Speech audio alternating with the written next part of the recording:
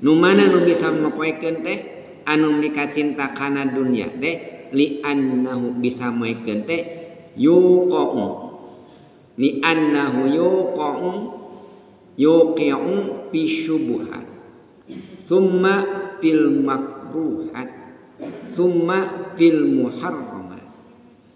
Dunya anu biasa nu bisa moekeun ka urang sadayana teh di mana eta dunya hasilna eta dunya teh bisyubuhat dina perkara-perkara nu teu jelas halal jeung haramna. Maka eta dunya teh bisa nyajadikeun poek hirup urang. Mun tama ieu urang teh al halal bayyinun wal haram bayyinun.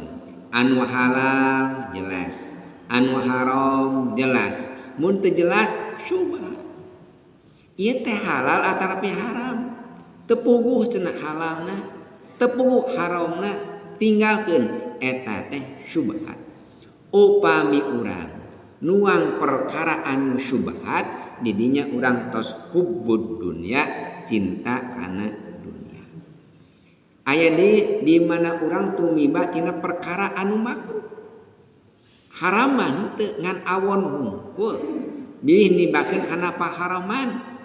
Upami urang nuang perkara anu makruh nganggo perkara anu makruh maka urang dinya tos hubbud dunya.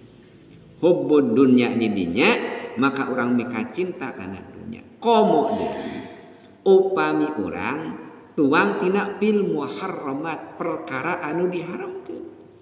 Jadi urang mah dina mimari dunya teh selektif. Mun kinten-kinten halal pidamel, lamun haram tinggalkeun. Selektif. Margi ieu nu ngakibatkeun urang gaduh panyakit hubbud dunya, cinta kana dunya.